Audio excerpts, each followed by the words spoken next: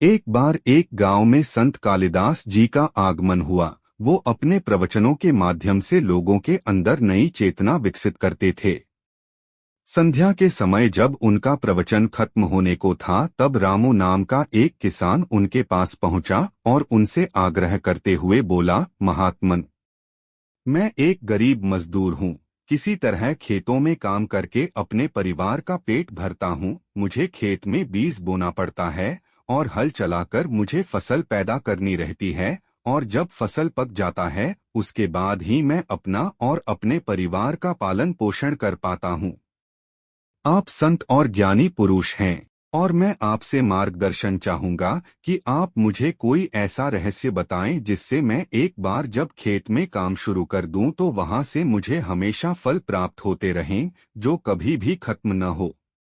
रामू की बात सुनते ही संत कालिदास मुस्कुराए और बोले, रामू, तुम एक नेक इंसान हो और तुम्हें कभी न खत्म होने वाले फल की प्राप्ति भी होगी, लेकिन इसके लिए सबसे पहले तुम्हें अपने मनमस्तिष्क में बीज बोना होगा। ये सुनते ही रामू स्तब्ध रह गया और बोला, महाराज, ये आप क्या कह रहे हैं? मैं अपने मन में किस प्रकार से बीज बो सकता हूँ और उस बीज से मुझे कैसे फल प्राप्त हो सकेंगे? कालिदास उत्तर देते हुए बोले, रामू, यह बिल्कुल ही संभव है। ये बीज कोई साधारण बीज जैसे नहीं होंगे, ये बहुत अद्भुत होंगे जो तुम्हारे जीवन में सकारात्मक बदलाव लाने में अपना योगदान देंगे। रामू जिज्ञासा लिए बोला, महात्मन, कृपया मुझे बताएं कि मैं अपने मनमस्तिष्क में यह बीज कैसे बो सकता हूँ?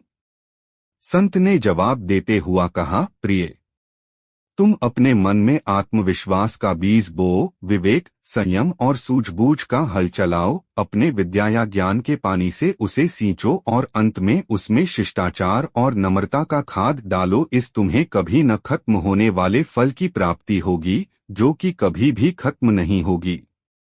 संत कालिदास की बातें रामू समझ चुका था और जान चुका था कि जीवन में कभी न खत्म होने फल की प्राप्ति सिर्फ और सिर्फ सद्विचारों के द्वारा ही संभव है। वीडियो को लाइक करें और चैनल को सब्सक्राइब करें। धन्यवाद।